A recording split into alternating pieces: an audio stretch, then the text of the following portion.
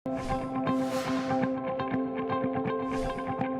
сайн байцгаана уу? Бизнесийн подкастын сонсогчдод энэ өдрийн мэндийг хүргэе. За манай вебинар өгсөн подкастын маань ээлж дугаар эхэлж байна. За мегмар гаригүр бид нар 19 цагаас бизнес цэник гээд вебинар сургалтыг хийж байгаа. За 2 дугаар сард бид нар хувийн хөгжил сэдвээ үргэлжлүүлж байна. За өнөөдрийн ээлж зочин бол стратеги судлаач сурагч багш Цэцэн Билүүгэн сайн байна уу? Сайн байна уу? За сайн сайхан юу байна? Зөндөл юм байна да. Дайлнаас нь эхлэв. За тэгвэл одоо ярина да тий. За энэ дугаар маань 2 сарын 22-нд болох одоо амьдралын зорилготой хүрэх стратеги зурглаа гаргах нэгэд ийм бас өрмөц сонин сэдвэр болох вебинарыг өгтөж хийж байгаа. За тэгээд Цэцэн Билэг зөвлөх маань манай сонсогчтой хувьд ерөөхдөө жоохон шинэ хүн байгаа. А би өөрөө ч юм яг Facebook-ийн постуудаар чинь мэднэ. А гэхдээ та өөрөө эхлээд та товчхон танилцуулахгүй юу хийдэг те хинбэ гэх мэтэр. За баярлалаа юуны өмнө өрсөнд. Өөртөө чинь танилцахад бас таатай байна. Баярлалаа. За намайг Цэцэн Билэг гэдэг. За сүүлийн үед бол одоо яг стратеги судлаач гэдгээр явж байгаа. Стратеги судлаач гэдэг нь бас арай өөр те. За бакалавр бол герман хэл судлал. За дараа нь бизнесийн удирдлагын магистр. За тэр дундаа бизнесийн менежмент. За бизнесийн менежмент дундаа стратеги гэдэг ингээ мэргэшээ авсан. За одоо бол сэтгэл судлалын магистрант. Төрийн удирдлагын докторант. Нэгсэндээ одоо энэ хийж байгаа ажлаа хүн талаас нь сэтгэл судлалтай, бизнес талаас нь одоо яг систем талаас нь төрийн удирдлага гэдэг гэж нэг олон талаас нь харж юмаа хийхин тулд ингээд суралцж явж байгаа. Амьдрах стратеги хөтөлбөр бол санаачилсан. За энийг хийхээ хажуугаар л технологийн компанид бас стратегийн зөвлөх хийж байгаа. Ер нь бол одоо яг ингээд стратеги суурьтай ажлууд ингээд салаалал цэцэглээд явчихна гэсэн үг. Зөв. Маш олон юмыг зэрэг амжуулдаг байх нь тий. За одоо тэг ярина да. Амьдрах стратеги гэдэг одоо хөтөлбөрийн одоо сургалтыг бол та хийдэгтэй. Тэгэхээр яг стратеги гэдгүүг одоо зүгээр одоо бизнес эмээний хувьд бол ерөөхдөө дандаа бизнес талтайгаа холбогддог ойлголт тий. Амьдрах стратеги, амьдралын стратеги одоо хувийн хөгжил тал руу ороод ирэхэд яхан сонирхолтой санагдаж байна. Ягаад ийм нэр томьёог сонгох болсон? Тэгээд энэ маань яг юу гэсэн үг юм бэ гэдэгт та эхлээрээч. Өөрөө сая хэлж шнэ амьдрах стратеги гэсэн ахаад амьдралын стратеги гэж хэлж байна те. Энэ хооронд ялгаа байна уу? Таны хувьд та юу гэж бодож байна? Амьдрах стратеги, амьдралын стратеги. За үнийг хэлэхэд бол ялгаа байгаа гэж бодож байна. Би тэгт ямар гэдгийг нь бол хэлж мэдэхгүй. Тэгвэл гүйх зам, гүйлтийн зам хоёрын хооронд таны хувьд ялгаа байна уу? Байгаа. За ямар ялгаа харагдаж байна? Гүйх зам гэдэг бол одоо яг тухайн хөв хүний одоо юу гэдгийг зүгээр амьдралтай холбож ярих гэдэг шүү дээ. Одоо сонголтын асуудал бол авчиж байгаа тий. Тэр хүн ямар ч замаар явж болно тий, гүйж болно. А гүйлтийн зам гэдэг бол одоо юу гэдгийг тодорхой нэг зарчим тий. За энэгээр явбал одоо ингэж явбал ер нь арай дээр идэн гэдэг ч юм уу. Над бол тэгж л ойлголтод бууж байна. Яг зөв та маш зөв харж байна. Гүйлтийн зам гэхэр нэг угаасаа бидрээс өмнө байцсан нэг зүйл бид нар тэрэндээ л гүйх нь сонголт байхгүй тий. А гүйх зам гэдэг бол яг таны хэлдгээр алингаар нь гүйх гэдэг бид нар өөрсдөө сонгоно. Яг тэрнтэй адилхан амьдралын стратеги гэж бол байхгүй маань амьдрах стратеги гэж яах юм байна. Тэргээ бид нар өөрсдөө бүтээх юм байна, бий болгох юм байна гэсэн юм санаа явж байгаа. Яг стратегиэр одоо ингээд би бол одоо ингээд мэрэгших явцдаа л явж штэ судлаад ингээд явж байхад яг гэр яг таны хэлдгээр бизнес өөрөө стратегигээр оршин тогтнохгүй. Энэ бол бизнесийн хамгийн одоо суурь мөн чанар философиг нь гаргаж ирж идэг тэр зүйлд нэг талаараа. Нөгөө талаараа яг зорилгодоо хэрхэн яаж хүрэх гэдэг тэр арга замыг бас эндээс гаргаж харж идэг. Тэгэхээр яг энэ бизнесийн байгууллагуудад стратеги одоо яг боловсруулах тэр үе шатанд дандаа ихвчлэн би ажилладаг л да. Тэгж яхта юуг олж харсан гэхээр стратеги гэдэг чинь тийм хэцүү зүйл биш юм байна. Зөвхөн бизнест хэрэглэгддэг юм байна. Тэр дундаа зөвхөн удирдах төвчний хүмүүс энийг чи ойлгож хийдэг зүйл биш юм байна. Энэ хүн бүхэнд хамаатай зүйл. Энэ бол зүгээр зорилгодоо хүрэх арга хэрэгсэл юм байна. Тэгвэл энийг бид нар яагаад амьдралтаа ашиглаж болохгүй юм? Стратегтэй компани болгон хөвчлэн л амжилттай явдаг шүү дээ. Хэрвээ зөв тодорхойлж чадвал. Тэгвэл бидний алдаж ондог, тэр эрсдэл хүлээдэг, цаг хугацаа нөөцөө үнгүй одоо үр дүнгөө маш ихээр зарж бардаг тэр бүх эрсдлүүд стратегтэй байснаар багасах боломжтой юм байна. Тэгээд мэдээж бусад хувь хүний хөгжлийн бүхэл хөтөлбөрүүд эсвэл хувь хүний хөгжлийн одоо ментор, коучуд дандаа л бусдын сайн сайхны төлөө зорж байгаа шүү дээ. Эдрээс юугаараа ялгарч гинөө гэхээр стратеги суурьтай хувь хүний хөгжил юм байна. Энэ хоёрыг л одоо нийлүүлснээр шинжлэх болж байгаа гэсэн үг тийм. Зөв. Тэгэхээр би бас өөртөө чи ярилцахаас өмнө стратеги гэдэг талаар зарим зүйлийг уншихад нэг ийм тодорхойлт яваад байгаа байхгүй юу гэхээр өөрөө чинь сая ярьсан зүйлтэй бараг давхцаж байна л дээ гэхээр стратеги гэдэг бол одоо байгуулагч нар хөв хүнч нар ингээд нэг тодорхой одоо зорилготой те эрхэм зорилгоос яраа энэ гэж ярьдаг үнд зүйлсийн тим одоо юу систем байгаа те тэгээд стратеги болохоор тэднэрийг яаж хамтд нь авч явах уу гэдэг тэр нэг ухааныг хилдэг гэсэн юм яваад байгаа байхгүй юу те тэгэхээр энэ нь бол одоо таны ярьж байгаатай бараг л дүүсэж байна л да. За Уучлаарай юм хэлж. Яг стратеги гэж юу вэ гэд та надаас асуувал эсвэл одоо хин нэгэн одоо яг энэ талаар судалдаг хүмүүсээс бол яг энэ гэж хэлэх боломжгүй. 2000 оны эхээр жишээлбэл стратеги гэдэг тодорхойлолтын талаар те 2000 гаруй тийм тодорхойлт явж байгаа байхгүй юу? Стратеги гэж бол энийг хэлнэ. Энийг хэлнэ. Тэгэхээр стратеги гэдэг бол холистик шинжтэй. Нөөцийн талаар авч үзэн шийдвэр гаргалт те нөгөө судалгаа, шинжилгээ, сонголт бүх юмыг хамрагдчихэдэг. Тэгэхээр стратеги гэдэг бол өөр нэг юм энэ олон зүйлүүдийг багтаас нэг бүхэлдэг шинж чанартай энэ доторх бүрдлүүдийг нь зөв хийчих юм бол өөрөө зөв явдаг юм. Механизм арга хэрэгсэл байх гэдэг байгаа байхгүй юу? Тэгэхээр та тэр сая зорилго энтер гэдээ ярьлаа тий. Одоо бизнес явж тэр хувийн явж тэр ер нь өрхийн явж тэр бүх төвшөнд ингээд нэг зорилгоо мэдэхгүй байх нь ерөөсөө айгүй тийм эмгэнэлтэй байдаг те. Тэгэхээр яг ингээд за хувийн дээр илүү ярихад бол зорилгоо мэдэхгүй өөрийгөө хэн гэдгийг танихгүй явсаргаад одоо дуустдаг тийм жишээ олно шүү дээ те. Тэгэхээр яг би хэн байх ёстой вэ? Би хэн бэ те? Би юу хийвэл тохирохыг надад юу таалагдгийг гэдгийг одоо тэднийг ойлгож мэдхийн тулд ер нь яах ёстой гэдэг нэг мөнхийн асуулт байна. Энэ дээр та ямар хариулт өгөх? Яг нэг стратегтэй адилхан хэдэн мянган хариулт өгцөр л байгаа тий. Тэр байтугай ингээд дэлхийн нийтээр шинжилгээ сундалгаа. Гэхдээ хүн болгон хариулт олох ёстой тий. Олох ёстой тий. Хин нэг хэлэх хэрэгтэй тий. Та түрүү хэллээ тэгээд зорилго нь тодорхойгүй ч юм уу. Зарим хүмүүс гэж нэ зорилгогүй хүмүүс гэж ярьдаг тий. Зорилгогүй хүн гэж юу н байдаг болоо та юу гэж бодож байна? Байхгүй. Гэхдээ тэрийг ойлгоогүй хүмүүс л их байдаг. Хүмүүс зорилгогүй гэж яриад байдаг хүмүүсийг зорилгогүй хүн гэж байхгүй яг таны хэлснээр.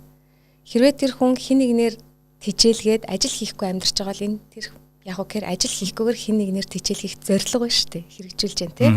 Зарим хүмүүс хэлдэг шүү дээ. Одоо муухагаар хэлэх юм бол ингээл энэ нэг архичин гэл тэр хүний зорилго бол тэр архийг олж уухан зорилго байхгүй. Тэгэхээр зорилгогүй гэж байхгүй. Яг таны хэлдгээр зөв зорилготой тий. Тэр зорилго нь өөрөө тухайн хүнийг илэрхийлж явах хэрэгтэй. За хамгийн чухал нь та сайн мэдж байгаа. Яг энэ стратегийн хамгийн чухал одоо бүрдлэсгүүдийн ингээд эхлэл бол эрхэм зорилго байдаг. Бид нэр зорилго ярихаас өмнө эрхэм зорилго ярихгүйгээр зорилго ярих боломжгүй. Өөрөөр хэлбэл байгууллага дээр эрхэм зорилго буюу mission statement гэдэг чинь тухайн байгууллагын оршин буй шалтгааныг илэрхийлж байгаа.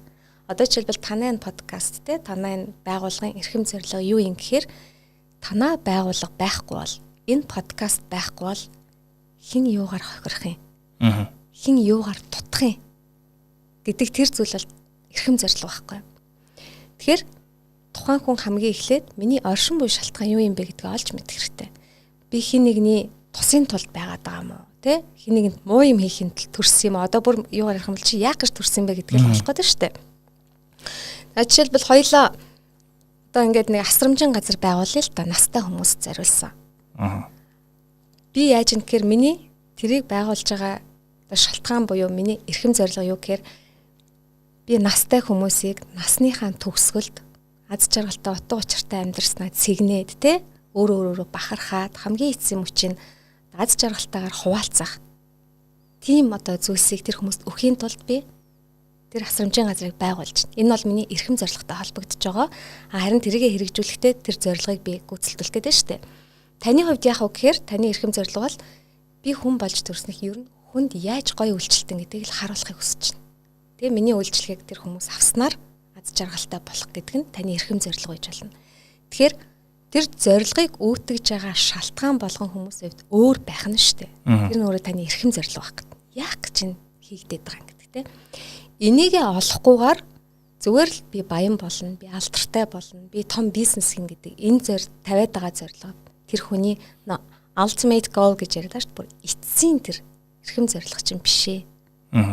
За жишээлбэл манай амьдрах стратеги хөтөлбөрт хамрагдаад бас сургалт явуулдаг л да онлайнаар. Тэнд нэг спортын одоо тамирчин орж ирсэн. Нэг холимог тулаанч гэсэн үг. Тэр хүн эрхэм зорилгоо юу гэж тодорхойлсон гэхээр холимог тулаанаар дамжуулан хүмүүст өөрсдийгөө ялан дийлэх тэ тэр одоо инспирашныг өгнө гэж байгаа байхгүй. Зөв зөв. Тэгэхээр тэр хүн харахад ингээ холимог талаар хичээлээд байгаа юм шиг боловч тэр хүний эрхэм зорилго буюу тэрнгээр дамжуулж хүнд юу өгөх гээд байгаа юм гэхээр тэр хүн бусад хүн тэрнгээр хичээснээр өөрөө өөрийгөө ялан дийлэх тэр урам зориг авах нь шүү дээ. Энэ бол эрхэм зорилго. Ийм эрхэм зорилго байхгүйгээр бид нар цаашаа зорилгоодыг тодорхойлж томьёолох боломжгүй.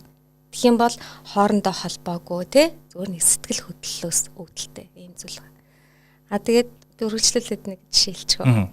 Ингээд судлаад явж исэн чинь буддизмд ийм үг гэдэг штэ. Их болсон хамаг амтан 600 их болсон хамаг амтан тусын тулд 600 хамаг амтны тусын тулд сольжиж магадгүй шуучлаа. Тулд би бэр гэгэрлийн худгийг олголтгой гэдээ бурхан хэлсэн байна л та. Энд тэгсэн чинь хоёуланд нь эрхэм зорилго алсаараа багтцсан заяа. Ерөөсө хүн байхын эрхэм зорилго тий. Миний эрхэм зорилго юу юм гэхээр би хүн бол одоо төрснөрөө бүх хүмүүсийн тусын тулд миний бүх үйл чиглэнэ. Эргээд миний алсын хараа явах гэхээр би гэгэрлийн хутгийг олно. Тэгээ эндээс юу гэж харагдаж байна гэхээр эрхэм зорилго бол өгөх сэдэлд толгорлдог. Алсын хараа бол миний амбишн буюу авах сэдэлд толгорлдог. Тэгэхээр хүн эхний ээлжинд энэ хоёрыг л маш зөв тодорхойлчих юм бол хийж байгаа бүх үйлдэл, бодож байгаа бодол тэ энэ бүхэн ч нөгөө зөв тишээ залгагдана л гэсэн. Тэгэхээр хамгийн эхлээд одоо энэ амьдрах стратеги хөтөлбөрт хамрагдж байгаа, үйлчилгээ авж байгаа хүмүүс болгоо яг энийг л эхлээд тодорхойлдог гэсэн. Тэгэхээр маш гоё жишээ байна. Өөрийн чинь хувьд ер нь яг тэр эрхэм зорилгоо ер нь яг анх яаж тодорхойлж ирсэн бэ те? Тэр нэг одоо юу гэх юм, нээлтгэх юм уу одоо юу гэх юм те? Тэрийг өөртөө яаж бий болгосон бэ? Үн чинь маш олон одоо тийм бүтлгүүд туршилттэй. 70 оноо дундаас л ингэж ижил хүн явах юм байна гэдэг тэр зүйл ойлгож. Жишээлбэл би Германд бас сурч ирсэн л та. Тэр үед яасан гэнэ ажилд орох гээд оюутнууд чаддаг гэнэ их мөнгө олж байгаа тэр газрыг нэгнээс асууж байгаа л очдөг штэ. Тэгээ очиод ярилцлаганд орсон чинь надаас сууж. За та манай байгууллагын эрхэм зорилготой одоо таны одоо хүсэл зориг яаж нэгдэж байна вэ? Би хамгийн анх тэ дөнгөж харигддаг тийм сонсож байгаа байхгүй юу? Миний бүр би яаж мэдх юм бэ? Надад ямар хамаатай ингэж би бодчихсон. Би зүгээр ажиллаа хэл цалингаа авмаар штэ тий. За тэгэл би мэдхгүй гээл тэгсэн чинь тэгвэл таны алсын хараа юу вэ? Манай байгууллагын алсын хараатай хэрхэн нэгдэж байна вэ? Би хариулж чадаагүй. Тэгсэн надаа аюу гой кофе хийж өгөөл та кофег хамтрах уугаарай, замдаасаа яваарай. Тэгсэн аюу болгосон байдлаар би хөөгдөж штэ тэндээс те. Тэндээс эхлээл би энэ яг юу юм бол гэл ингээл сонирхож гисэн. Тэгсэн жоохон оюутан жижилтэй. За тэгээд судлаад мөн чанарын таних гал за магадгүй ингэж би тэр стратеги рүүч орсон байж болох юм. Тэгээд судлах тусам эн чинь зүгээр нэг юм бизнесийн үг хэллэг биш юм байна. Энэ бол бүр хүний амьдралын мөн чанар юм байна. За ингээл нөө буддизм юу ингээл эн чинь гэдэг ганцхан буддизм дээр ч биш бүхэл шашинд энэ байгаа бах. Би нөө бусдыг нь тэгж уншиж судлаагүй учраас те. Ийм маягаар ингээд холбогдсон. Тэгэл тэрнээс хойш өөрийгөө маш олон талаар би яг юуны төлөв хүн юм. Нэг хэсэг би дуулж үзлээ. Тэ? Хөтөлж үзлээ. Телевизэд ажиллаж үзлээ. Уул уурхаан компани. За хүний нөөцөөр боловсролын байгууллагад ном бичлээ гэл ингээд маш олон зүйл ингээд явж байгаа л эцээстэй би юу хийвэл яг миний амьдрал утга учиртай тийм бүр фул байх юм бэ гэдгээ одоо ингээд олоод явж байгаа гэсэн үг байхгүй. Тэгэхээр ерөөсөө л амьдралын хамгийн чухал зүйл би хэдэн сая төгрөгтэй байх маях тий хамаагүй гол нь би хийж байгаа зүйлээсээ утга учираа мэдэрч байгаа мó миний хийж байгаа зүйл бусдад өгөөжтэй байгаа мó гэдэг л хамгийн чухал юм байна. Одоо ингээд настай хүмүүстэй би бас их судалгаа хийж явна л та настай хүмүүстэй ингээд ярьж байгаа тэд нар юу гэдэг гэхээр ерөөсөө ингээд баянч явлаа, тансагч явлаа, сайхан ч явлаа тий бүхэл зүйлийг үзлээ. Эцэст нь хамгийн чухал зүйл бол өгөх хуваалцах юм байна гэдэг. Тэр зүйл дээр бол санал нэгдэж байгаа байхгүй хин хүмүүс. Тэгэхээр одоо миний яг ингээд одоо эрхэм зорилго юу вэ гэж хэрвээ асуух юм бол хүн болгоны амьдрах чадварыг нь дээшлүүлэхэд тусламаар байна. Яагаад амьдрах чадвар гэж юм гэхээр энэ цаана бол нэг өрний ойлголтоор л өрсөлдөх чадвар л та. Гэхдээ өрсөлдөн гэж өөр айгу надад бол их утгагүй санагдтыг. Өрсөлдөх юм бол би нөгөө хүнээ яах вүлээ? Өрсөлдөж байгаа юм чи ялна штэ. Ялах юм бол нөгөө хүн яах юм? Ялагдл хүлээн, хохирно, эрсдэл очно. Би тэр хүнийг ялж яах юм? Стратегид хамгийн чухал юм нь ялгарлаа бий болгох, юник байх гэдэг байгаа штэ. Шилдэг гэж ойлголт байхгүй. Би танаас өнөөдөр хамгийн шилдэг машин юу вэ гэж асууя л да. Таны хувьд юу вэ? Харилцаа адилгүй шүү дээ. Миний хувьд юу гэх юм? Надад пүрүсч хийж болно шүү дээ. За яг таны хувьд юу вэ? Надад бол одоо цахилгаан машинууд л хамгийн. За цахилгаан машин. За миний хувьд жишээлбэл бенз авах жишээтэй. Өөр хүний Lamborghini юу ч гэдэг. Тэгэхээр бид нар шилдэг гэдэг ойлголт байхгүй. Дээрэс нь байгууллагууд дотроо нөгөө шилдэг ажилтан гэж зарлаад байдаг штэ. Энэ угаасаа аяг утгагүй байхгүй. Хооронд нь өрсөлдүүлж нэг нэгээр нь намнуулах гэдэг юм шиг тий. Харин юугаараа илүү юм? Юугаараа бид нар ялгарч байгаа гэдэг тэр зүйлэл гарах нь чухал юм байна. Тэгэхээр хүн дээр ч гэсэн энэ яригдана. Бизнес дээр яригдж байгаа бүх зүйл хүн рүү боно гэсэн. Хүн дээр яригдж байгаа зүйл гэр бүл дээр тий. Анги хамт олон бүх газар хэрэгж боломжтой. Тэгэхээр нөгөө ер нь бидний хамгийн чухал нь олж авсан зүйл бол нийгмийн одоо нийгэм шиж амьдрна гэдэг нь бол одоо хүний олж авсан хамгийн чухал арга барилуудын нэг гэдэг тэр нөө түүхэн хувьслын юунд байдаг штэ жишээнүүдэд орсон бидгтэй. Тэгэхээр нийгэм шин гэдэг бол өөрөө маш чухал байхгүй бид нар хамтаараа байж хамтын одоо амьдралыг бий болгоно. Тэгэхээр миний бас нэг оруулахыг хүсдэг хувь нэмэр бол нийгэмд зөв сайн тэ одоо тийм хүнийг бас бэлтгэхэд би хувь нэмэр оруулахыг үнэхээр хүсдэг. Би тэрийг заавал улс төрд орж оруулах албатай юу? Эсвэл заавал одоо би хаанаас ч тэрийг хийж болно. Тэгэхээр зүгээр тастаад хэлэхэд зөв нийгэмс сүнгэж төгөл энийг хэлэх гээд байна. За тэнгууд ингэ зөв буруу, сайн муу тэ үнэн худал гэдэг юм ойлголтод байгаа штэ. Хүмүүс ингэж одоо түрүүн таны хэлсэн харьцангуй гэдэг үг чинь нэг талаараа айгүй олон зүйлийг хаадаг гэрнэ нөгөө талаараа маш аюултай үг. Миний хувьд үнэн чиний хувьд худлаа ажиллаж шүү дээ. Энэ бол харьцангуй гэж хүмүүс ярьдаг байхгүй юу? За зөв буруу ч гэсэн тэгж ярьдаг. За би жишээлбэл чамайг алгатчих л да одоо энэ сууж байгаад. Чи яаж байгаа юм бэ гэж чи гайхаа чи хувьд нь чиний хувьд энэ буруу те. Гэтэл миний хувьд чи над руу муухаарс учраас би чамайг алгатах нь зөв байсан. Гэрэм нийтлэг зөв нийтлэг буруу гэдэг тэр зүйлийг бид нар ойлгох хэрэгтэй болчихж байгаа байхгүй юу? Тэгэхээр одоогоор яг ингээд уншиж судлаа тэр дундаас харж томьёолж байгаа зүйл бол зөв гэдэг зүйл нь бол яаж батлагдж нотлогдох гэхээр ирээдүйн үр дагавар. Одоо хоёлынгийн яриад сууж байгаа энэ бүх зүйл зөв үү буруу яг бол ирээдүйд л үр дагавар нь гарна те. Үнэн худал гэдэг бол яг үнэн худал гэдэг бол өнгөрсөн цаг дээр. Бид нар одоо тэгдэж штэ. Шүүхийн байгууллага дээр хин нэг шүүвэл бид нар юун дээр тулгуурлалт баримт нотлогоон дээр л тулгуурладаг штэ. Үнэхээр яг энэ энийг зогсон гэдэг бичлэг нь байгаа мó ч гэдэг юм. Уул мөрөнд байгаа мó? Байхгүй бол бид нар нотлж чадахгүй. Тэгэхээр үнэн худал бол өнгөрсөн дээр буюу нотлогоонд суурилдаг байна. Сайн муу гэдэг бол одоо цаг дээр байдаг юм байна. Зөв буруу гэдэг бол ирээдүйд цаг дээр оршдог юм байна. Үр дагавар нь ирээдүйд гарах юм байна. За жишээлбэл би гадуур явж исэн чинь нэг хүн гуйлга гуйгаа сууж байл та. За би тэр хүн 5,000 төгрөг өглөө. Жишээ авч байгаа штэ. Тэгсэн чинь тэр хүн миний тэр үйлдэл зөв үү? Би одоо тэр 5,000 төгрөг өгч байгаа. Зөв гэж харагдаж байгаа тий. Энэ сайн үйл үү? Сайн. За тэгсэн чинь тэр хүн тэр 5,000 төгрөгөөр арх авч угаад оройн зодоо хийгээд хин нэг хүний амьд хүрээ л та. Тэгвэл энэ одоо үр дагавар. Тэгэхээр яг тухайн үед миний тэр мөнгө өгж байгаа тэр үйлдэл зөв буруу нь ирээдүйд л гарах байхгүй. Тэгэхээр бол та хоёр одоо энд байгаад энэ бол зөв буруу гэж шүүх бол тэр нь юу гэдгийг шууд бид нар тийм боломжгүй болчиход байгаа үстэй тий. Бид нар одоо 76 гишгнээ сонгодог штэ. Тухайн үед бид нар зөв гээл сонгодог. Гэтэл ирээдүйд одоо энэ хөгжлийн банк байна тий.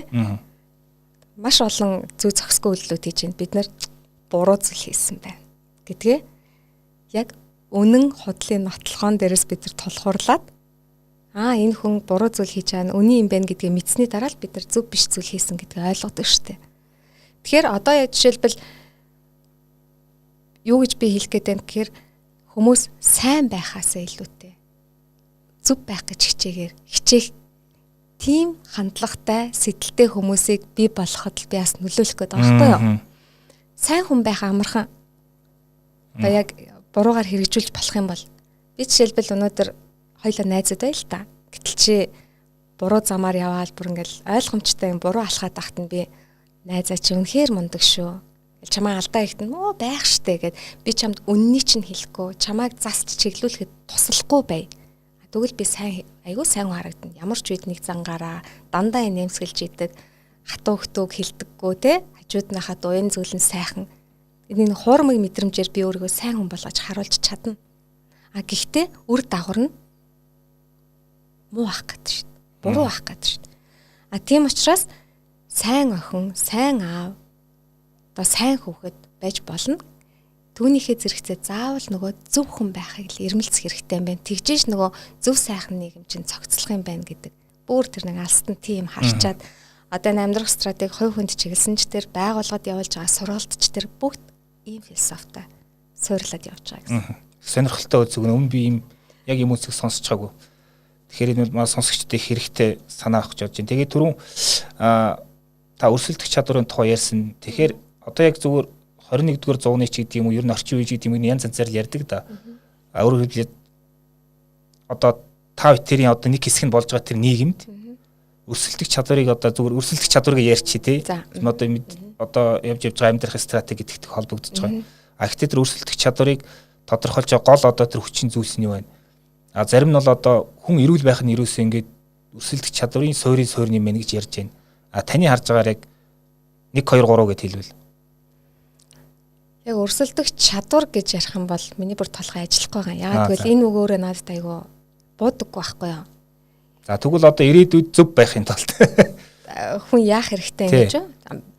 Одоо яг түрүүн хэлсэнчлэн эрхэм зорилгоо тодорхойлоо, дараа нь алсын арга тодорхойлж байгаа шүү дээ. Үнэт зүйлээ маш тодорхой гаргах хэрэгтэй. Үнэт зүйл гэдэг чинь би нөө стратегтэй холбоолж байгаа шүү дээ.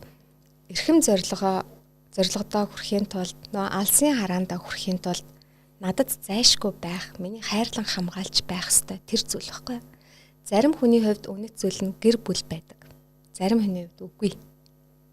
Сонирмогц бид нар бол бодохдоо хүний хувьд үнэт зүйл нь хүүхэд штэ гэж бодож байгаа. Гэтэл хүүхэд нь үнэт зүйл биш хүн ч байна. Тэгэхээр нөө эрхэм зорилгоос шалтгаалаад юу үнэт зүйл байх вэ гэдгээ тодорхойлно гэсэн.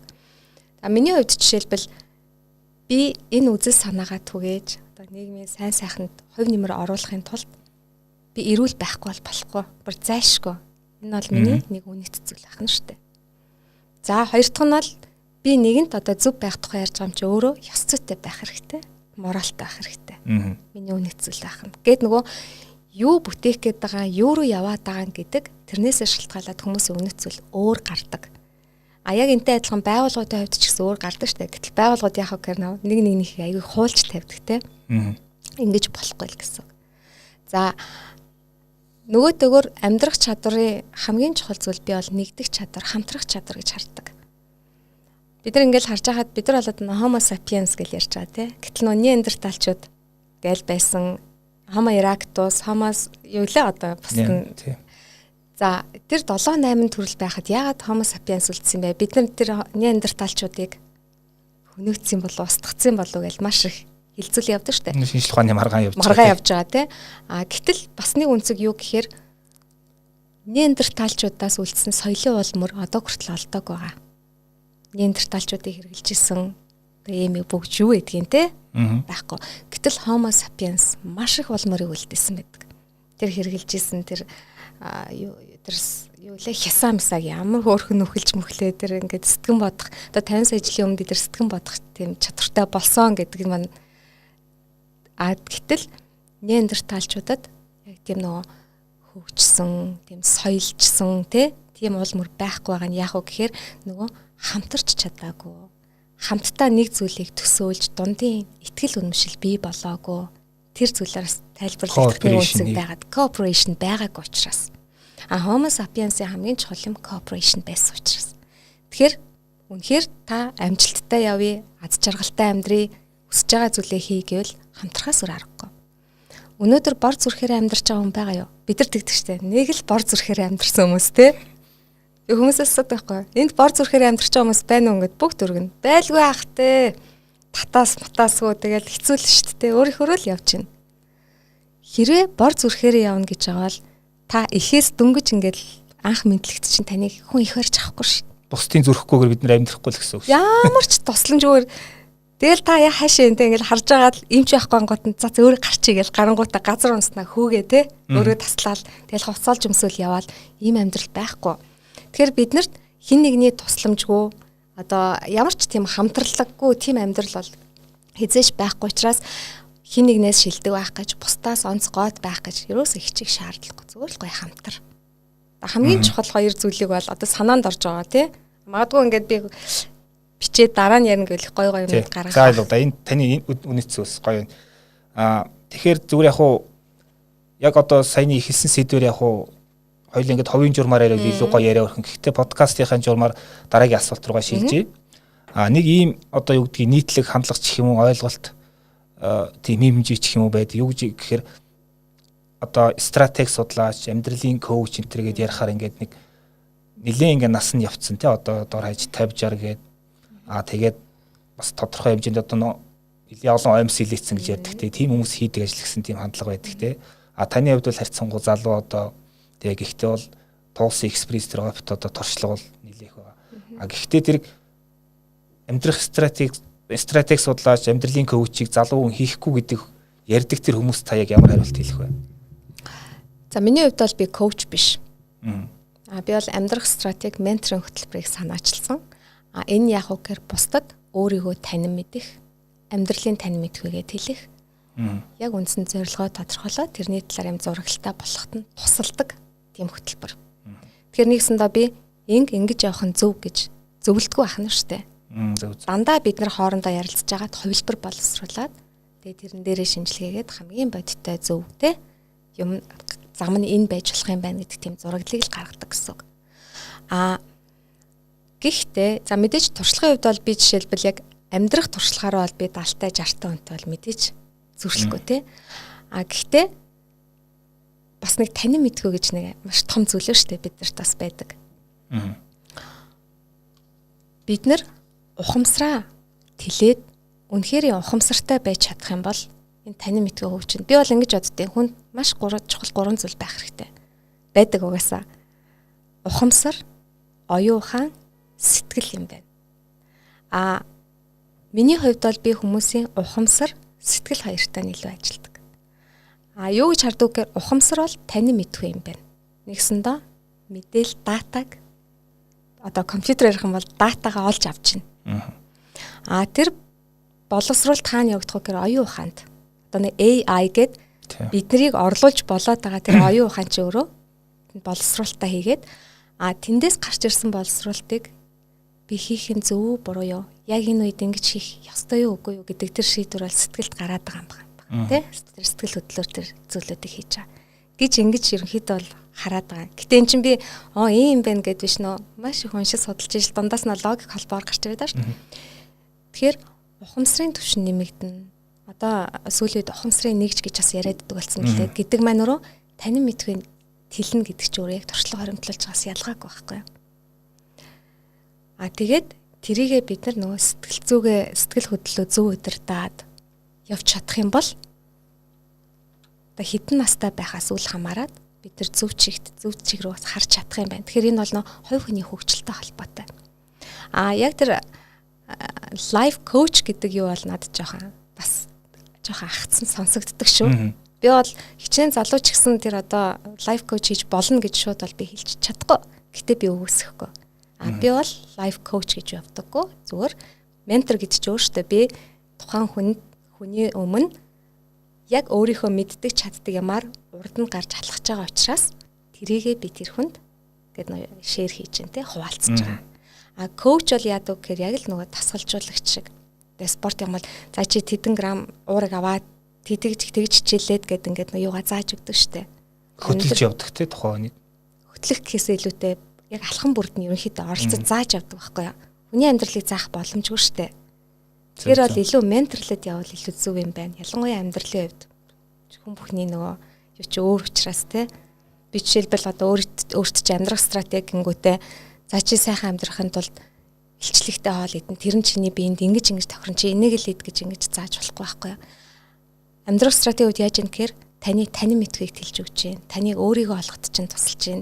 Яавал аз жаргалтай утга учиртай амьдрахын гэдэг дээр хамтарч ажиллаж जैन. Нэгэнт та тэрийгэ таньж мэдээд нэг юм өв таалга нэгтцсэн бол оюун ухаан танд байгаа учраас тэрийгэ та өөрөө тооцоолоод тий өөрөө цаашаа явах боломжтой болчих واخгүй.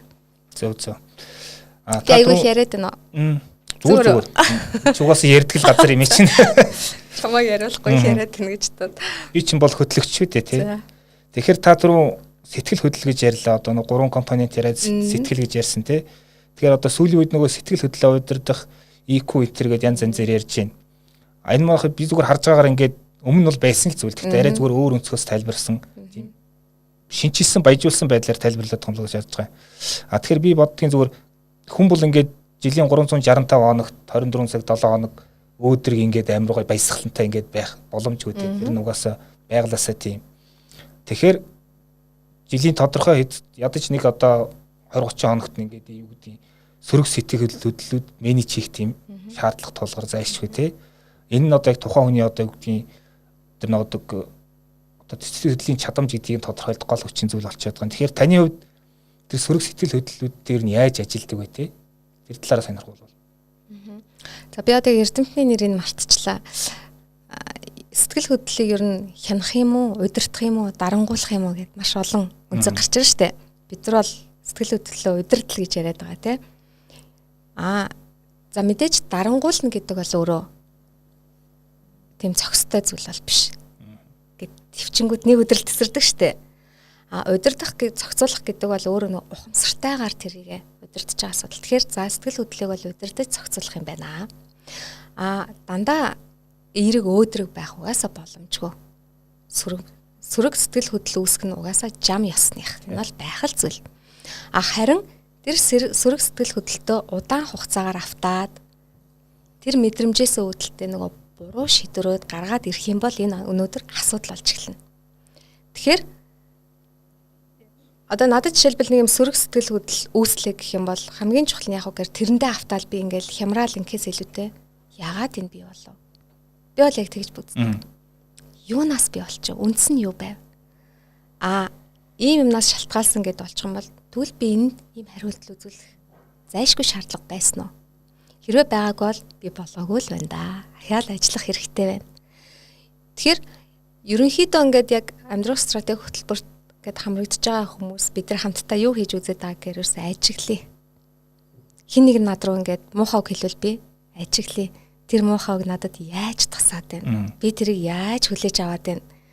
Тэгээ хүлээж авснараа би ямар хариу үйлдэл үзүүлээд байна? Ажиглая. Ингээл ажиглаад ахаар сүултээ нөгөө хүн чинь тэрийг ухамсартайгаар хийж эхлэе. Ухамсарлаж эхэлж байгаа байхгүй.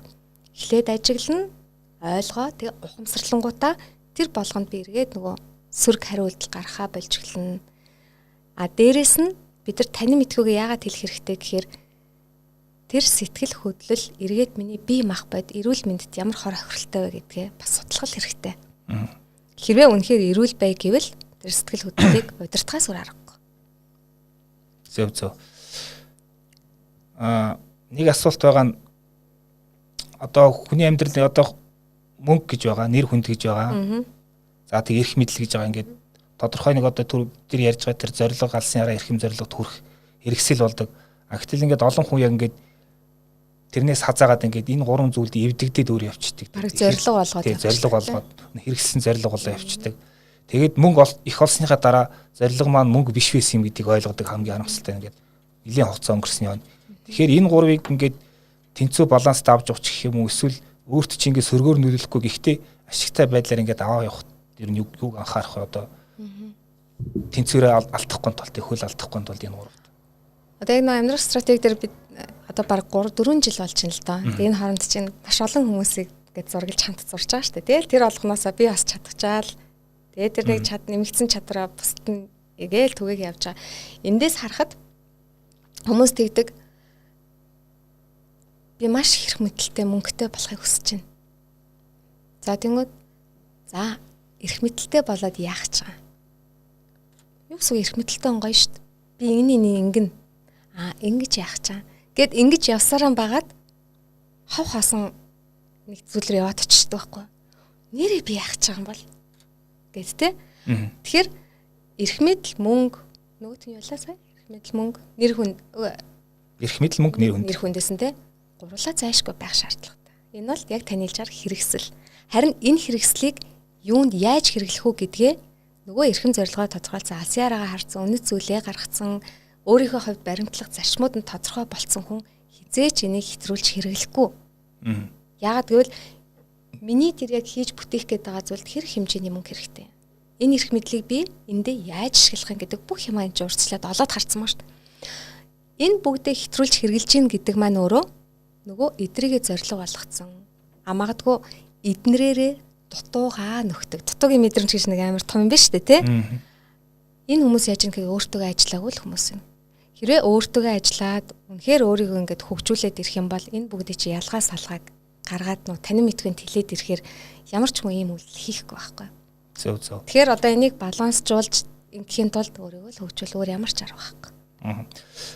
Одоо бас эрхэм зорилго гэдэгт энэ асуулт холбогдох юу гэхээр одоо хүн ажил хийн гэдэг чинь тэр нэг эрхэм зорилготой одоо хүрэх гэж явж байгааг энэ хэлбэр шүү дээ, тий? Яг үнэ. Тэгэхээр хүн одоо ямар нэгэн ажил сонгохдоо ч юм уу эсвэл мэрэгжил сонгохдоо ч юм уу өөрөөсөө яг юу асуух хэрэгтэй вэ? 2-3 асуулт байна үү тийм. За жишээлбэл би өөртөө жишээ авчаа те. Би багасаа л бусдад туслах маш дуртай хөлтөс. Энэ бол бүр миний мөн чанар шүү дээ. Тэгэхээр бүх хүндийн мөн чанар байгаа. Бид нар ингээд ер нь ингээд сайн ажиглах юм бол багасаа л нэг юуны төлөө төрцөн гэдэг нь бол ер нь байдаг байхгүй юу? Харин энийг ямар арга замаар хэрэгжүүлэх вэ гэдэг чинь нөгөө бидний эзэмших мэрэгжил хийх ажлууд байгаа. Энэ бол бас л хэрэгсэл байгаа даа тий. За тэнгууд би хүнд туслая, бусдын амийг аврыг гэдэг хүсэлтэй хүн би эмч болъё гэж бодсон. За гэтэл би үнэхээр эмч болж чадахгүй байгаа мэдсэн. Яг тэгвэл би маш эмпати өндөртэй ингээд нөгөө хүний зовлон хамт мэдрээл тий. Бараг хүн хүчвэл би бараг өөрийгөө тэндээс буцааж гаргаж авч чадхааргүй. Тухайн үед бол тийм байсан. Цус харахаас айдаг. Өсөн хүмүүнээс айдаг гэдэг ингээд яг мэрэгжил сонгох үед тийм асуудал надад гарч ирсэн байхгүй. Тэнгүүд би юу гэж утсангээр хүнд заавал туслах нэгэн арга байхгүй шүү дээ. Маш олон арга байгаа. Тэгвэл надад тохирох нь юу юм бэ гэдгийг хайсан гэсэн үг. Тэгэхээр одоо мэрэгчлээ сонгохдоо хамгийн их мөнгө олдог нь тий. Би энэ мэрэгчлийг сурчвал миний нэр хүнд их гоё байна. Би нийгэмд гоё байр суурь эзэлнэ. Эсвэл би аав ээжтэй гоё харагдана биш. Энэ мэрэгжил миний эрхэм зорилгын аль хэсэгт нь хувь нэмэр оруулахгүй. Эрхэм зорилгоо олоод харсан л бол бидний дараагийн нөгөө мөнгө, мэрэгжил, эрх мэдэл бүх ажил төрөлгээ бүх зүйл тэрэнд хүрэх нөгөө шатны гიშгүүрл гэж ойлгох хэрэгтэй. Тэгэхээр энэ талаас нь одоо харж тэр мэрэгжил сонголтоо хийжлэн. Бид нар ажил хийж байгаа тий. Ажлаа сонгохдоо хүртэл тухайн байгууллагын эрхэм зорилгод миний нөгөө хүсэл зориг нийцж холбогдож байна уу? 100% нийцэх албагүй 0.1 хэдүүвч хамаагүй ямар нэгэн сэжмээр тэр холбогдож явах хэрэгтэй.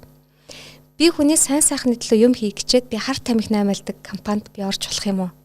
Нөгөө үнэт зүйлчин тэнд зөрчилдөд хизээ нэгэн цагт би тэндээс гарах нь тодорхой шүү дээ. Тэгэхээр нэг талаасаа миний хүсэл мөрөөдөл нөгөө эрхэм зорилго тэр зориг тэмүүлэл рүү маань намайг аваач чаддаг. Тэр компанид орох юм бол би ч тэр компанид хувь нэмэр оруулна. Тэр компани ч надад хувь гэсэн харилцан өөчтэй байдлаар тэгж бас харах нь хэцүү юм бэл. Баярлалаа. Тэгэхээр карьер гэж тэгвэл яг таны хэрэг юу вэ? Карьерийг бол хүмүүс тэгж боддог шүү дээ. Ингээл байнгын өсөж явах хэрэгтэй ч юм уу. Ер нь өсч л байвал. Карьер буурч болно, карьер хөндлөнч байж болно. Карьер бол ерөөсөө хүний амьдралын туршид явагддаг хөгжлийн процесс юм байна л гэж хардаг. Хөгжих процесс карьер бол. Карьерийг бид нар зөвхөн байгууллага дээр, бизнес дээр, ажил дээр биш. Карьер бол амьдралынх байхгүй юу? Өнөөдөр хүүхэд яаслаа төгсөөд цэцэрлэгт ордог тий. Тэгвэл би цэцэрлэгийн хүүхэд гэдэг карьер нэг карьер авч байна. Цэцэрлэгээсээ бид нар баг сургуульд орвол баг сургуулийн сурагч гэдэг карьер авч байна. Энэ бол карьер авч байгаа хэлбэр. Карьероос буурна. Ойлгомжтой. Бид нар чинь өтлөөд нас орох нь тодорхой учраас бидний карьер буурна. Буурах үедээ яаж сэтгэл хангалуун байх вэ? Тэр карьерийг яаж одоо зөв зүйтэй хүлээн зөвшөөрөх вэ? Жишээлбэл зарим гадны байгууллагууд ингэдэг юм лээ. Би CEO байжгаад одоо ингээд миний карьер буурахаар болъё л доо. Тэгэх юм бол би CEO чигээрээ байжгаад ажилласаа гарахгүйгээр CEO гэдгээсээ директор болоод, албаны дарга болоод, Менежер болоод, мэрэгчлэн болоод, ажилтан болоод ийм баягаар нөгөө карьераа бас дуусгаж болдог. Энэ бол тухайн хүний сэтгэл зүйд маш хөнгөн. Дээрээс нь хамт олонтойгоо үлддэг. Гинт дээрээс хаг өсөрдөггүй. Ийм карьер төлөвлөлт. Тэгэхээр карьер гэдэг бол зөвхөн албан тушаал ахихыг ерөөс хэлэхгүй. Шүү дээ. Карьер бол амьдралын туршид хөгжиж идэг үйл явц. Дээрээс нь карьер заавал өсөж байгаантай амжилттай байна гэсэн үг биш. Хөндлөн карьер гэж байдаг. Санхүүгийн менежер байсан бол би яг тэр санхүүгийн албаныхаа дарга болоод тэр компани захирал болж чадахгүй бол би хүний нөөцийн менежер, маркетингийн менежер гэдэг нөгөө албан тушаал нь хിവэрээ юм хөндлөн. Одоо менежер гэдэг юм авардах статусын солигтой хоёр. Тэгэхээр карьер өсөх биш бас тэлдэг байх нь. Карьер тэлнэ. Буурханч карьер муу гэсэн биш. Тэгэхээр карьерийг бол таны амжилтыг тодорхойлдог, байнгын өсөж идэг тийм зүйл гэж ерөөсө харчлахгүй. Карьер бол намайг төрхөөс өөхөх хүртэл надтай хамт байж идэг л тэр хөгжлийн процесс юм байна. За баярлалаа. За тэгэхээр манай подкаст одоо их ярьж болдог асуултууд ер нь өндөрлжээ тий. Арай бага ярьдаг 2 дугаар хэсэг рүү орно. Гэтэ энэ хэсгийн тий. Энэ подкастаас эхлээд байж байгаа шин тим инновацлог юм нэвтрүүлж байгаа. Яг миний эндээс үү? Тий. Яг өөрөө чинь дугаараас тий. Ямар азгүй. Яг их ярьдаг хэсгийг хасаад. Гэхдээ бас дараагийн асуулт бас гайгүй. Гэхдээ энэ хэсгээс нэг асуултыг би бас зүгээр асуух гээд байна.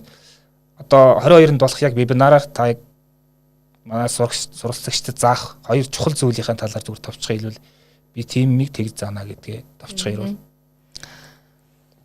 Хүмүүс ингэдэг штэ. Тим аргачлал заана. Тим арга заанч гэдэг юм уу те. Тэр арга аргачлал бол Google дээр хэдэн мянган саяараа байгаа.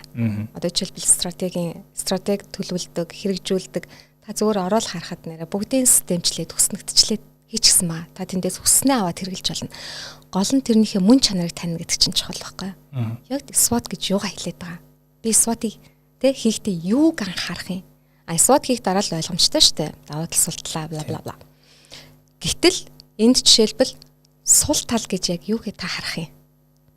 Жишээлбэл миний өнөөдөр зураг зурж чаддгүй байгаа нь миний сул тал мөн үү? Хэрвээ таны эрхэм зорилгод чинь хүрэхэд саад болохгүй бол тэр таны сул тал биш. Жишээлбэл би өнөөдөр дуулж чаддгүй байл та. Гэтэл ихэнх хүмүүс аягүй гоё хоолойтой. Гэтэл би бүр үнэхээр солгоо. Тэр миний сул тал муу юм уу? Биш шүү дээ. Яг тэгвэл миний бусдад туслах тэр хүсэл эрмэлзэл дуулж чадахгүй байгаа нь саад болох юм уу? Болохгүй шүү дээ.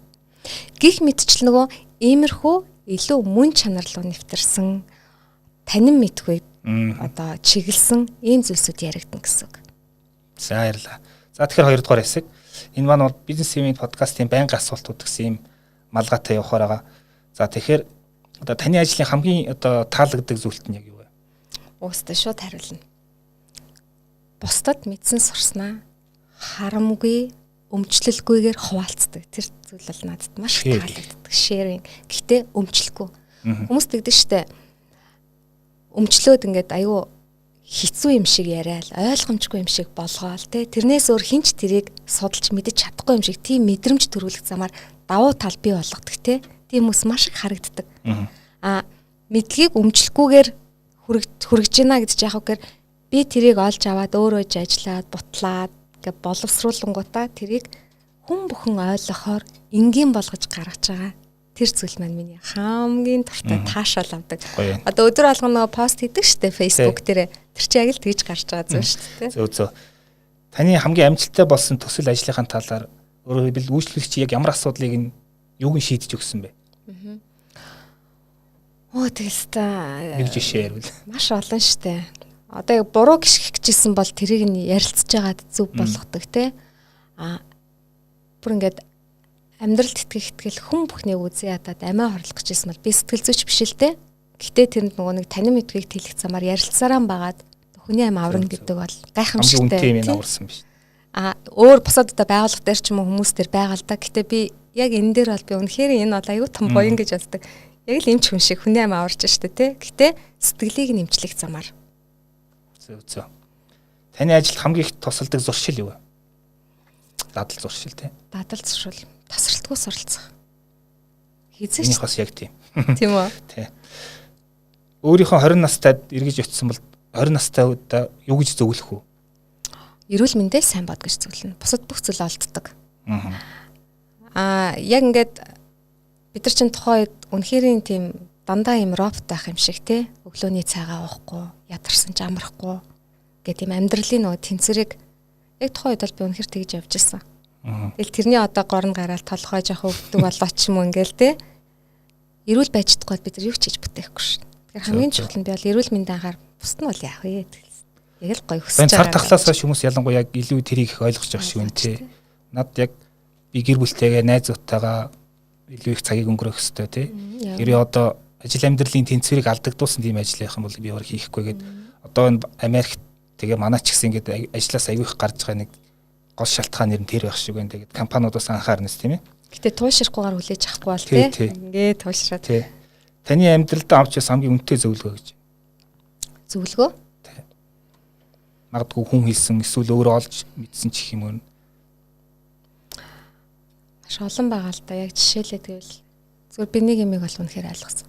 Би өнөөдөр татаасгүй эсвэл одоо татдаг ах ихч байхгүй тий. Хэдэн тэр бомоор нүгдэг ах ихч байхгүй ч гэсэн үнэхэрийн зөвийг чиглээд зөвд тэмүүлээд явж байхдаа л алхамар ч хамаагүй урагшилтын байна гэдэг. Тэр маш том зүйлийг би олж авсан. Энэ бол одоо би өөртөө зөвлөсөн юм уу те? Гэхдээ амьдрал гэж бол яг байдаг уу гэвэл хэцүү шттэ. Хүмүүс тэгдэж штэ амьдрал чамайг минь ямар их хидлээ вэ тэргээл те. Тэр чи амьдрал хидлээд байгаа ш. Тэр өөр өөрийгөө л тийм болгож байгаа штэ. Тэгэхээр зөвхөн хүн өөрөө л маш зөв байх хэрэгтэй юм байна. Тэгэх юм бол хүмүүс ингэдэж штэ маш гоё хүрээлттэй байхыг хүсээл, гоё ажилтай байхыг хүсээл, нэр хүндтэй байхыг хүсээл те. Тэр чи хүчээр олж авдаг зүйл биш байхгүй юу? Чи өөрөө зөв байх юм бол, чи өөрөө бусдад хэрэгтэй байх юм бол угаасаа л ороод ирдэг зүйл. Тэгэхээр гадагшаа гэхээсээ илүүтэй юм дотгошоо нүдтэй байх хэрэгтэй юм байна гэдэг. Тэрийг бас олж авсан. Таны утсанд хамгийн их одоо ашигладаг 5 аппликейшн гэвэл за банкны аппликейшн угаасаа бараг өдөр шахам тий. Тэгээд яг энэ стратегийн гоё юм тоглоомуудын аппликейшн хэрэгэлдэг. Заавал 5 байх уу? 3 байсан ч бол. 3 байсан ч болно тий. Нөө юу бах эрүүл мэнд ярьдаг штэ тий. Тэгэхээр нэг өнөөдөр тэгэж асуусан тэгэж гүйсэн гингүүд яг ямар шүү төлөв төвшөнд байна гэдгийг гаргаж ирдэг тийм аппликейшн аа. За баярлалаа. Энэ хэсгийн сүүлийн асуулт мэрэгжлийн болон одоо хувийн ур чадвараа хөгжүүлэхэд тусалсан 2 ном нэрлээд нэг тийм ээ. Ер нь би ном хилээд та унших гэдэг бол ер нь бол нэг тийм зөв зүйл биш юм шиг үлээ. Эхний ээлжинд хүн өөрийгөө таньж мэдээд надад яг юу хэрэгтэй гэдгээ мэдчих юм бол тэр хүн өөрөө чөлөөт сонголтоор тэр хийх ёстой юм. Жишээлбэл сүүлд бол би Homo Deus 2 автор гэж ярьж болно с тийм. Сүүлд би Homo Deus-ыг уншсан. Тэр ямар чухал санаанууд гарч байна те. За тэгээд нөө дэлхийн тахны 40 жилийн таамаг л лөө те. За. Тэрийг би болохоор дандаа нөө ирээдүйд чиглэсэн юм их унших дуртай. За тэгээд миний бас уншдаг зүйлүүд хэвчлэн буддизмтай холбогддог. Буддизм ба шинжлэх ухаан, буддизм ба сэтгэл судлал гэл те. Дандаа ингэж явдаг. Тэгэхээр хин нэгэн хүнээс ямар ном гоё вэ, хэрэгтэй вэ гэж биш. Надад юу уншвал хэрэгтэй вэ гэдгийг хүн өөрөө мэддэг байх хэрэгтэй юм байна. Зүгээр харин энэ ном их хэрэгтэй, гоё юм байлээ шүү гэдэг тэр санааг бол яг шеэрлж болно шүү дээ те. За баярлалаа. Тэгэхээр би тань дээр нэлээх туршилт хийж байна. Яа. Бизнесмен подкаст ингээд яг гоо голдуу ингээд сэдвчилсэн те. Яг тий жаахан тийм мэрэгжлийн талын нэлээх агуулгыг агуулгатай байдаг. Гэхдээ тэрний хажуугаар ингээд подкаста илүү баялаг сонирхолтой болгохын тулд ингээд юм янз янзын байнгын асуултууд нэмж байгаа. Одоо анхны туршилтын тоглоом та болж байна те. Тэгэхээр 19 дугаар зуунд амьдарч ирсэн Марсель Пруст гэдэг нэг зохиолч байсан сонсч байсан баг те Францын зохиолч. Алдагдсан цагийн ирэлд алдуул цагийн ирэлд янз бүр орчуулдаг тийм нэг алдуул цагийн Арманыг биччихсэн те. Тэгэхээр тэр хүн ингээд амьдралдаа 2 удаа өөртөө ингээд 31 асуулт ингээд 2 удаа тавьж ирсэн юм байна. За. Бараг нь хоорондоо ялгаагүй тэгтээ асуулт нийжлэх мөртөө хариултууд нэг сонирхолтой байсан өөрөө тавьсан те. Тэгээ тэднээс би танд сонгоод зарим нэг асуултыг асуучих юм. За эр хүний хувьд та яг хамгийн их үнэлдэг чанар нь яг юу вэ? Хэрэгтэй үнд. Нөгөө нэг оюунд дурлагч гэд ойлголт өгдөг штэ ингээд тарих долооцсон хүний зураг гэдэг чи юу гэлээд тарчаа. Нэр нь юу лээ мартчихлаа. Би яг зээжилж ирсэн юм аа. Юу сайн санахгүй байна. Юусе би оюунлаг байдалтай аюу дуртай. Хичнээн гоё харагддаг, гоё биштэй, мөнгөтэй, тэ эрх мэдэлтэй юу гэдэг юм. Бүх юм нь байсан ч одоо эндээс энэ хүртэл хоосон бол Окей. хэцүү. Тэгвэл эмэгтэй хүний хувьд. Ер нь л хүний хувьд юм байна да. Окей. Таны дуртай зохиолч гэвэл байна уу? Зохиолч гэхээсээ илүүтэй би нөө сэтгэл зүйч нөө Карл Рожерс те Альфред. За Дарвины юм зохиолууд би бас их дуртай шүү дээ нэг зүйлсийн онол гэл те. Тиймэрхүү шалгаалтай. За тэгвэл одоо түүхэн хүмүүсээс те одоо амьдарч байгаа эсвэл одоо байхгүй байгаа хүмүүсээс хамгийн их одоо дургу хүрдэг хүн гэвэл одоо хүмүүс гитлерийг ярьдагтэй таны хувьд яг нэрлүүлт юм байна уу? Байхгүй. Тэгээ Гитлер жишээлбэл яг тухайн үед яагаад ер нь бол одоо параноидтай ч илүү тэгсвэл яасан гэ ярьдаг шүү дээ. Зэм гихтэй байсан ч гэдэм үү. Үнэхээр өвчтэй болоод тэр хүнд уралж дургуйс шаардлага байхгүй. Өвчтөө юу хийж байгааг мэдэхгүй юм чи. Тэгэхээр нөгөө юм шалтгааныг нь мэдэхгүй бол бид гэж хүмүүнд дургуйцаад бэдгүй юм л байхгүй. За тэгвэл таны одоо өмч янз янзын авьяастай тий. А та тэр ямар авьяасыг одоо өөртөө байгаасаа гэж хүсэж байна тий. Би одоо зурч чаддаг байсан ч болоос гэж зарим ярьдаг шүү дээ. Гэхдээ үнэхээр чаддаггүй. Би чаддгүй мөртлөө нэг тэгж баддаггүй. Тэстэй яг энэ байх юм бол авьяас тэр бол нэг байхгүй мэнэ.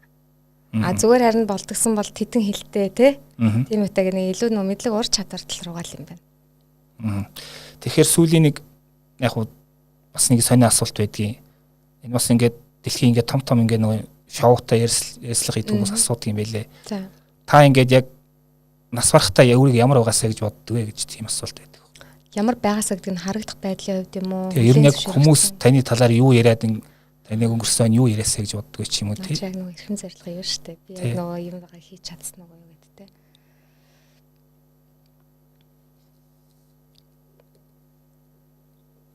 За мэдээж миний талаар одоо тийм хөшөө тийм ерөөсөө шаардлагагүй. Зүгээр миний үзэл санаа ингээд буугаад үлдсэн байгаасаа гэж л аяг хүсдэг. Ингээд өнгөрсний дараа энийг уншаад нэрэл айгу хэрэгтэй юм биччихээжтэй гэдэг яригддаг шүү дээ тий. Тэр л надад айгу гоё ах. Яг тийм үлдээчихсэн бол би харамсахгүй байх. За баярлалаа. Тэгэхээр энэ хариултыг зүгээр сонирхуулахад өчигдөр нэг подкаст сонсож байгаад хүмүүс ингээд орон зайд биш цаг хугацаанд өөрийгөө үлдээхийн төлөө амьдраасаа гэж ярьж байсан байхгүй яг тэрнтэй яг л үзэж чинь тийм ээ. За. Гэтэ би бол цаг хугацаа байдаг гэж боддгоо ш.